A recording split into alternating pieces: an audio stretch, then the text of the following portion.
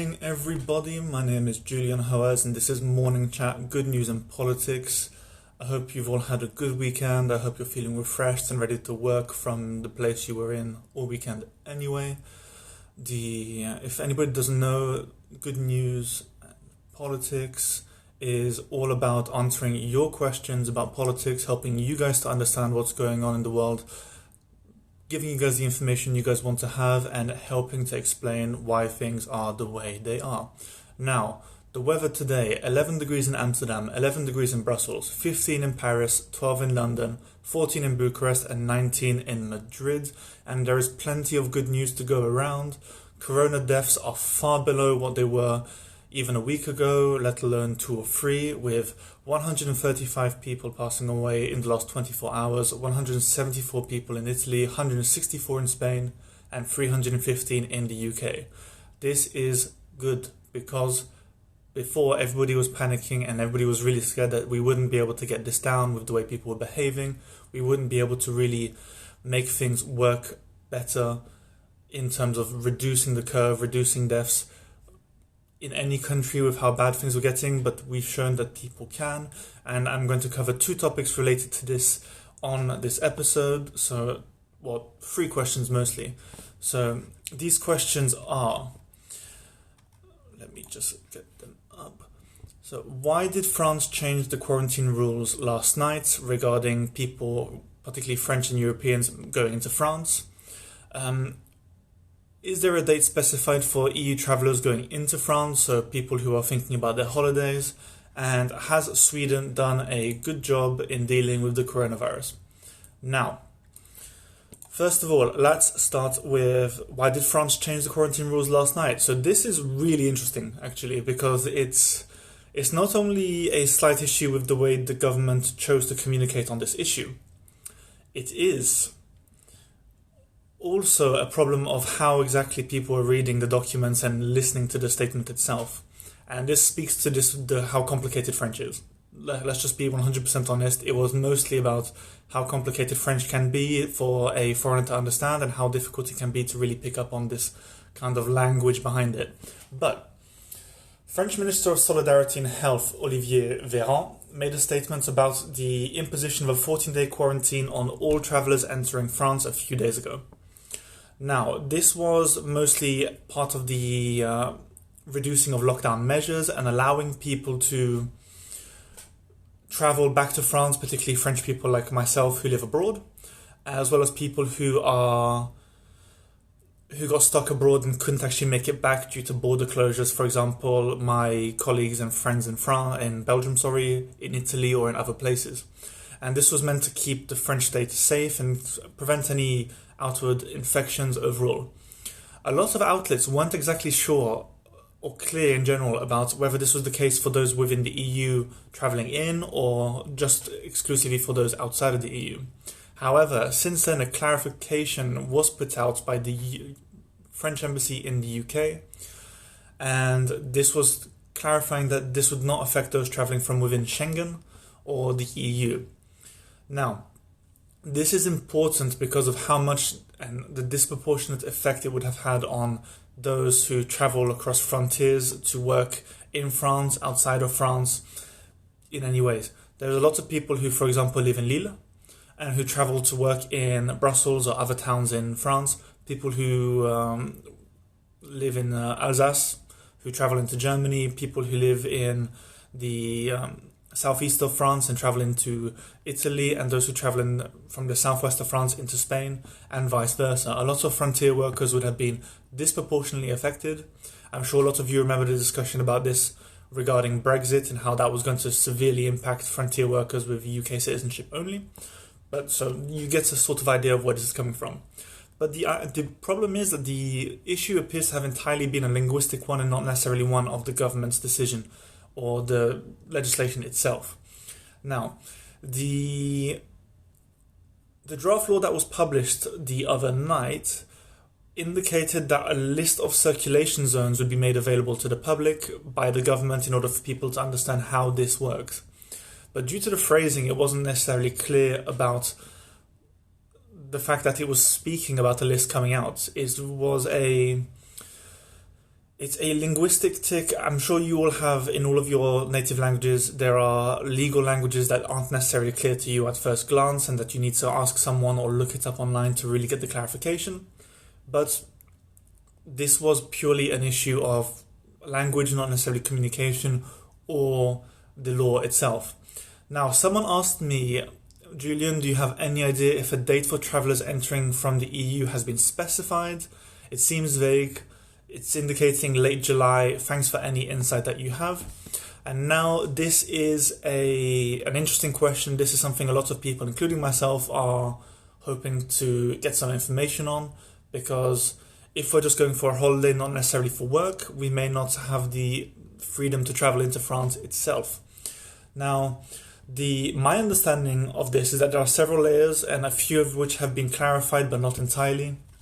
Now, from at the basic level, French and EU citizens will initially be able to start traveling to, from, and within France from the 11th of May for the purpose of work, and if they can prove that they firstly need to be able to travel to get to work, secondly, that they are unable to work remotely, and thirdly, that they must relocate to do so and complete their work.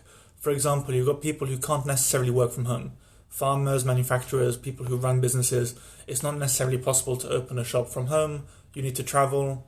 Similar situations for like smaller produce sellers, similar to supermarkets, where they have to be there and they are necessary. When it comes to general travel for the purposes of tourism, it's very unlikely that the government is going to allow this from any state anytime soon, purely because of the fact that they need to be sure that the coronavirus curve and deaths have been put under control, that the testing is in place, and that they have all of the sanitary stations in airports, in the public, for people to use to clean their hands, as well as what the French government is doing, which is giving people cloth masks to protect themselves from infection and reduce the likelihood of them being infected themselves. And these are being given free by the French government, I believe, which is a great move and shows that, there is some logical thinking about how the French state is wanting to put people forward. This travel from outside of France is unlikely to be available before the 24th of July, which is the date for the proposed date for the current extension to the sanitary states of emergency in France. It may happen a bit before, it may happen a bit later, we will see. But there are also other questions that are going to be clarified with the incoming decree and law that are going to be put in place, such as what if people need to move to France or through France or whatever to be able to work or to be able to look after people. I mean, I may be having to move into France at some point in the next few months myself for work, and I need to know if I can actually do that. But these are all going to be clarified with the incoming decrees and future government announcements. Now, and also, by the way, if you guys have any questions or need any clarifications, drop them in the comments below. Let me know what you guys want to know. I'll happily answer. It's a Monday morning. None of us have anything better to do anyway, so please, guys, just throw them in. Now, has Sweden done a good job? This is a very, very complicated kind of question to answer because there's a lot going on in Sweden and not all of it is entirely positive, and many people have actually linked it, many academics even have linked it to the way populism took root in the UK in the lead up to Brexit and during Brexit, which is very worrying. But à la base, Sweden has persisted with a strategy that the UK abandoned back in March, which is seeking herd immunity, a very low level of lockdown, a relatively high level of freedom for Swedish citizens to travel around and everything. While, funny enough, simultaneously the Swedish government, or the Swedish military, I can't remember who the announcement came from, threatened to shoot any travellers who crossed the border into Sweden. There's a problem there, in my opinion, how you can seek herd immunity but then threaten to shoot anybody coming into the country, but it is what it is. And right now, the Swedish death toll from coronavirus is among the 10 highest in the world. So that's including states such as the US, which is number one, the UK, which is number two, and China, which, while it obfuscated a lot of its figures, is presumably very, very high in general anyway. And the figure is currently at 240 people per million and rising in terms of deaths. Now, the big argument that people have had is, why can't we just let Sweden be Sweden? Why can't we just let Sweden be the responsible country that does what it wants to do and protect itself in the way it wants to protect itself and engage sovereignty and, the typical nationalistic self-defensive argument that the UK put in place quite frequently with Brexit. And this has provoked some controversy and led to some quite nasty arguments happening in Sweden. So, for example, a little while back, 22 scientists wrote a column arguing that the country needed to change strategy. And as not every country is bordering France and has Emmanuel Macron to bully their head of states the way he did Boris Johnson, not every state is going to be normatively influenced or forced to change its strategy by any means. So in some cases, they need to actually look internally for the impetus to change. And in Sweden, they didn't find that.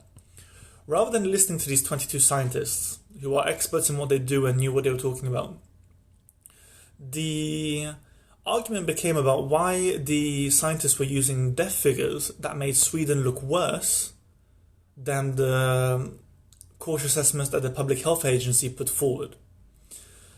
Some experts were also mocked and treated to sexism by the television producers, television programs they were on, and for example, one was mocked for her appearance as well as her hysterical voice when she was describing the suffering of patients, which for many is a very, very emotional thing. I mean, I'm not even on the front line, and I feel quite emotional when I speak about the way a lot of people have had to die and the way a lot of frontline workers, particularly as I have family who are related to those who do this. And in Spain even, one of the health officials broke down crying in Parliament, describing what was happening and reading out names, and this was highly applauded. Maybe this is a disconnect between, the relative warmth of culture in Spain compared to the relative warmth in Sweden. I'm not an anthropologist, I'm not a social scientist in that regard, so I couldn't make that comment, but this was quite shocking. And not only has the public opinion been quite bad, I mean, there's been populism at play with the Swedish Democrats blaming the lackluster response and the deaths on immigrants, asylum seekers, and refugees, claiming that a lot of those who work within the hospital system and within the health system simply don't understand the information given to them and are ignorant of what was happening around them. It takes on not only a populist stance, where the common enemy is being decried internally as foreigners and people who are not Swedish, but it also takes on a xenophobic and a racist tone, as many of these asylum seekers, immigrants, and refugees come, in Sweden at least, from Africa and the Middle East, and in fact the majority do.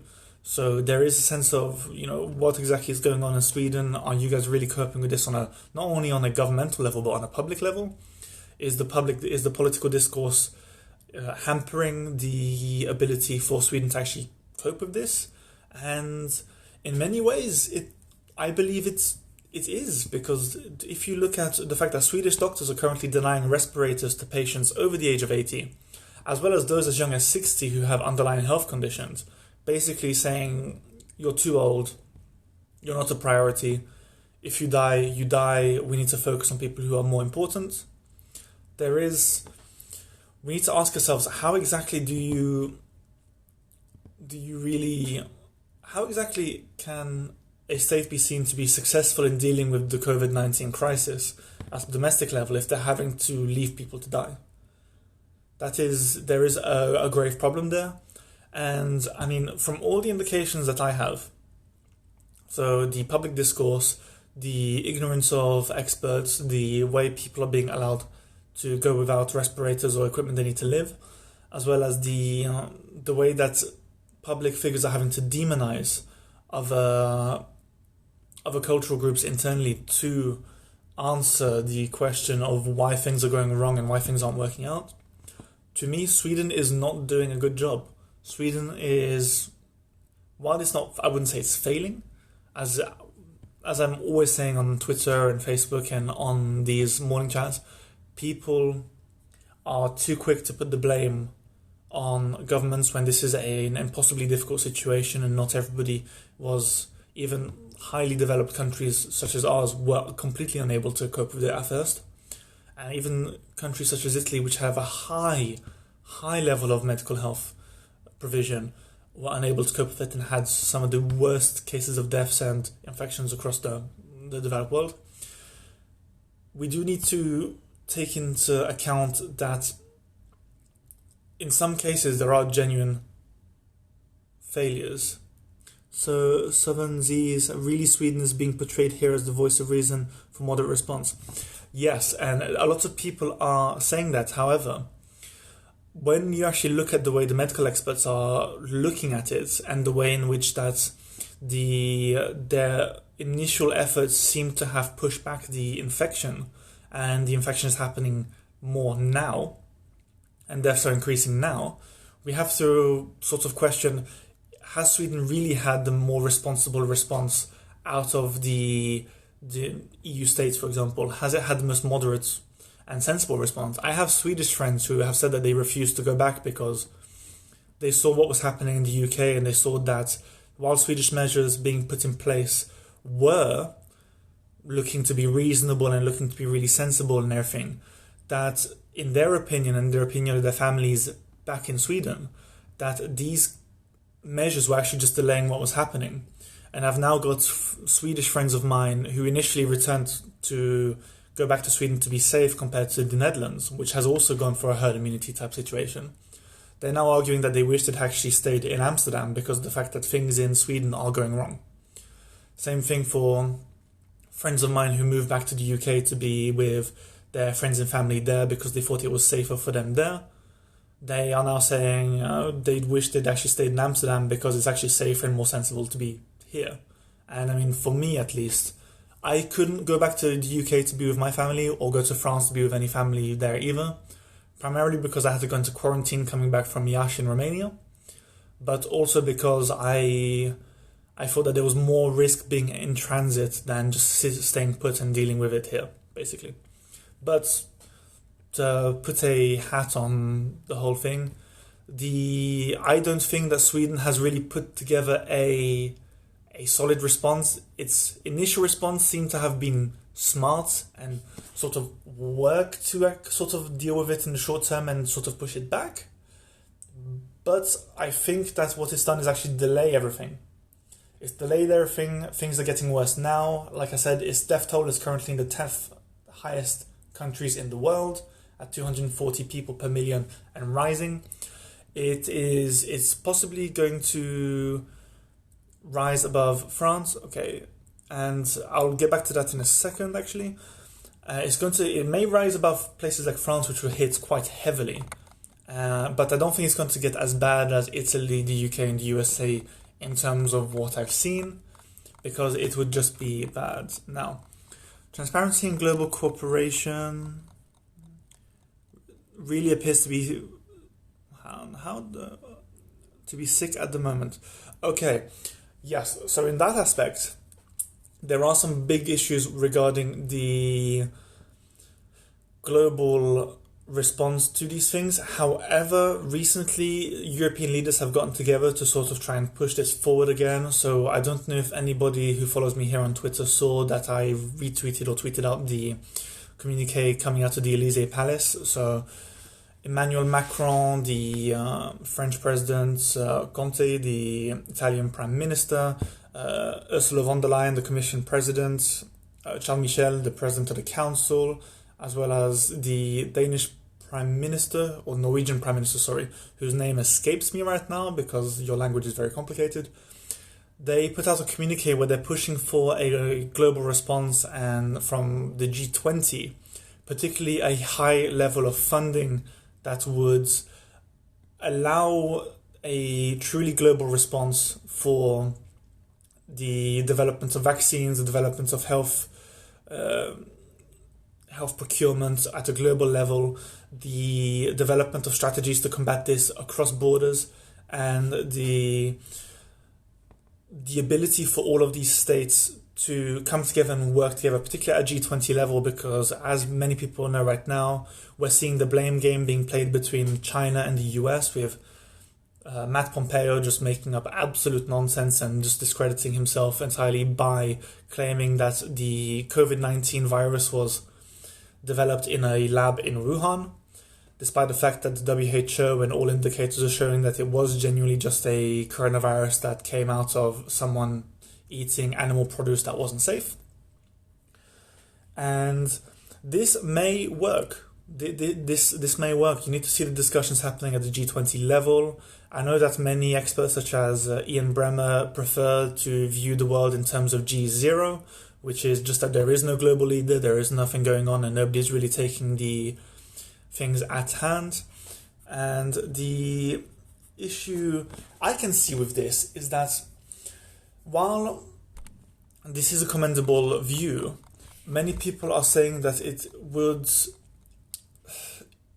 not necessarily going to work because we're not taking into account the vested interests of the various countries.